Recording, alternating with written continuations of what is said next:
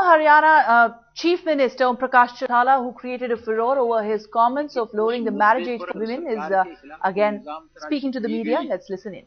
सरकारी तौर पर सरकार की जिम्मेवारी होती है कि सरकार उसका स्पष्टीकरण दे, मुख्यमंत्री स्पष्टीकरण दे।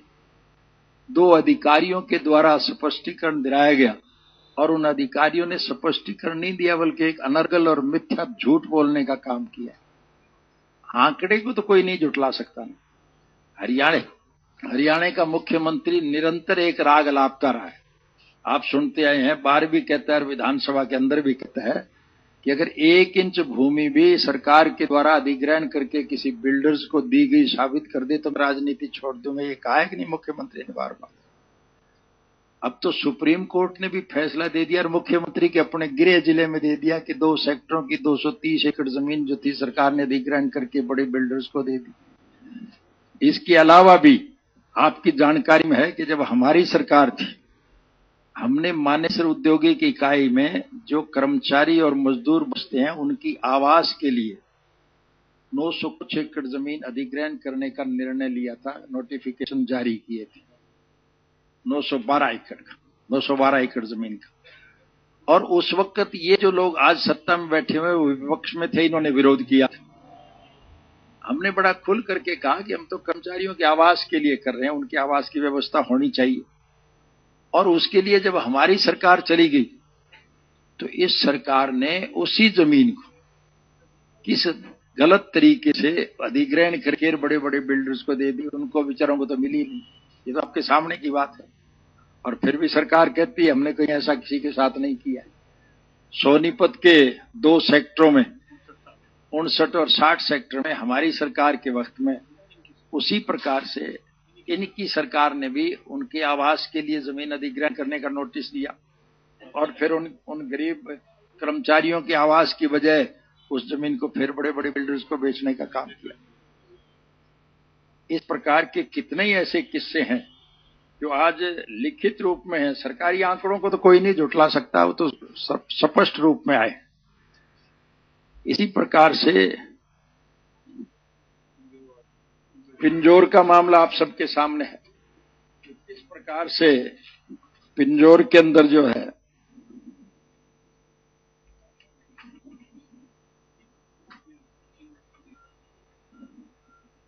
अभी हाल ही में हुड्डा सरकार ने पिंजौर कालका अर्बन कॉम्प्लेक्स प्रोजेक्ट के लिए लगभग 809 एकड़ भूमि अधिग्रहण करने के लिए अधिसूचना जारी की। अवार्ड केवल 372 एकड़ भूमि का किया गया और अवार्ड के बाद भी लगभग 72 एकड़ भूमि रिलीज कर दी गई। ये तो सरकारी आंकड़े हैं, इसको कैसे अपने आंकड़ों को देख कैसे झुटलाएंगे।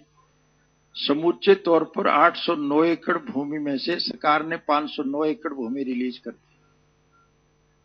सर्वोच्च न्यायालय के सिंघवी के और सुधांशु के दोनों का फैसला है 14/4/2012 का 19/4 कि जिन लोगों के हक में भूमि को लीज किया गया है उसकी सूची से पता चलता है कि वो सभी बिल्डर या उनके सहयोगी हैं। इससे ऐसा आभास होता है कि जनहित पंचकूला में हरियाणा विकास अधिकरण द्वारा सेक्टरों का विकास के नाम पर भूमि अधिग्रहण की आड़ में राज्य सरकार ने 1894 के एक्ट दुरुपयोग कर निजी कंपनियों को लाभ पहुंचाया। ये मैं तो नहीं कह रहा, है तो सुप्रीम कोर्ट के जज कह रहे हैं। कुरुक्षेत्र जिले में 1986 में जब हमारी सरकार नहीं थी, कांग्रेस की सरकार थी, सरकार ने कुछ भूमि अधिग्रहण की थी और उस वक्त हजारों एकड़ के दाम से थे, जिसके दफा 4 के 6 के 9 के नोटिस हो गए, लोगों ने पैसे भी ले लिए थे। और हरियाणा की मौजूदा सरकार ने हमारे स्पीकर जो पहले थे हरमहेंद्र सिंह चट्ठा, उसको लाभ पहुंचाने के लिए उस जमीन को रिलीज कर दिया जिसके पैसे भी लोगों ने ले लिए थे। और आज उस जमीन पर हरमहेंद्र सिंह चट्ठा नाजायज कॉलोनी भी काट रहा है। अब कल को सरकार के द्वारा उसको रेगुलर कर दें वो एक अलग बात है, लेकिन आज तो नाजायज कट रही। आज वहां पर भाव 35 करोड़ रुपया प्रति एकड़ के हिसाब से। तो इसके बाद भी कोई बड़े सबूत की आवश्यकता है क्या? कितने ही ऐसे किस्से होंगे जिनको अगर मैं बताने लगूंगा तो बहुत लंबा समय लग जाएगा।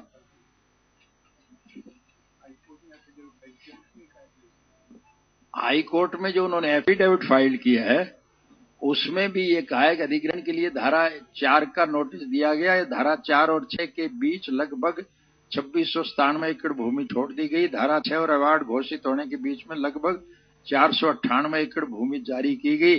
अवार्ड घोषित होने के बाद भी 11.60 एकड़ भूमि छोड़ी गई। ये 3 साल का है, सिर्फ ये 3 साल के दौरान का मामला है। सरकार ने एफिडेविट भी फाइल किया हुआ है। ये 3 साल का था। गुड़गांव क्षेत्र में एक बड़ा घोटाला घटा, जहां हरियाणा सरकार द्वारा वजीराबाद क्षेत्र में 350 एकड़ भूमि, इस मामले को तो हमने विधानसभा में भी उजागर किया था कि इस प्रकार से 350 एकड़ भूमि जो 1700 करोड़ रुपए में बेच दी, आज उसका भाव लगभग 50 करोड़ रुपए प्रति एकड़ था, बाजारी भाव। ये हालत है आज। यानी तो साफ जाहिर है, इसके लिए भी कोई बताने की आवश्यकता है कि कितना लाभ सरकार ने जिस मकसद के लिए ली। सरकार की जिम्मेवार तो सुप्रीम कोर्ट का फैसला है कि सरकार किसी किसान से कोई भूमि अगर अधिग्रहण करती है, किस पर्पज के लिए करती है, यदि वो पर्पज सर्व ना होता हो तो किसान को वापस लौटाया जाए।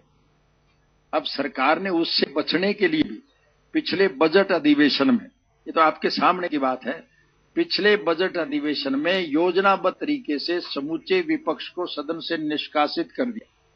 हमने सरकार के सामने एक सुझाव रखा था कि जन भावनाओं को ध्यान में रखते हुए जन लोकपाल का हम समर्थन करके भेजें, केंद्र की सरकार माने या ना माने, एक सर्वसम्मत निर्णय हो जाए। उसी मुद्दे को लेकर के हम सबको तो योजनाबद्ध तरीके से बाहर निकाल दिया और सुप्रीम कोर्ट के उस फैसले की अनदेखी करने के लिए SEZ के नाम के ऊपर जो हजारों एकड़ जमीन लोगों को दी गई थी, उसमें सरकार ने एक अमेंडमेंट की लैंड सीलिंग एक्ट में, और वो अमेंडमेंट की जनवरी 1975 से, यानी 37 साल पुरानी जमीन भी अगर किसी ने ले रखी थी तो उसको भी मालिकाना हकूक दे दिए गए।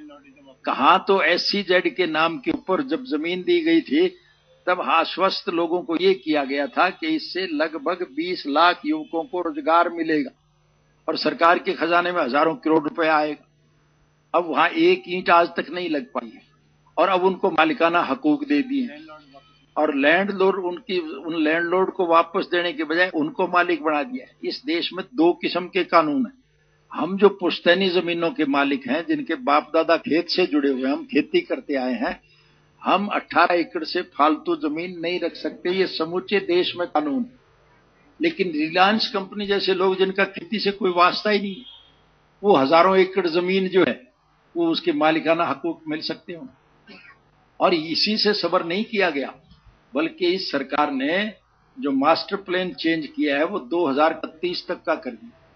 और आप सारे खोजी पत्रकारों, आपको निमंत्रण देता हूं, कहो तो मैं भी साथ चल पड़ूं, आप स्वयं जाकर के देखें कि रिलायंस कंपनी ने जो हजारों एकड़ जमीन गुड़गांव की और झज्जर की जो खरीदी हुई है, उस मास्टर प्लान इस ढंग से बनाया गया है कि उनकी सारी जमीन आर जोन में आ गई। अब उनकी जमीन सैकड़ों करोड़ रुपया प्रति एकड़ के हिसाब से बिकेगी। अब कितना लाभ दिया गया उनको, और इस पे भी सरकार कहती है कि हम किसी को कोई लाभ नहीं दे रहे। और दूर की बात को छोड़िए, गोपाल कांडा तो जेल में आज, और जेल के दौरान उसकी 40 एकड़ जमीन एलनाबाद के किसी उसके रिश्तेदार के नाम है। एलनाबाद मेरा अपना क्षेत्र रहा है, वो मेरा मतदाता भी रहा है। उसके पास तो 1000 रुपए महीने की भी आमदन नहीं है। उसके पास 68 करोड़ रुपया कहां से आया? उसने जमीन खरीदी और उस जमीन को एन मास्टर प्लान के मज में लाके कीमत कर दी। उसको हजारों करोड़ रुपया जेल में बैठे बिठाई को भी लाभ दे।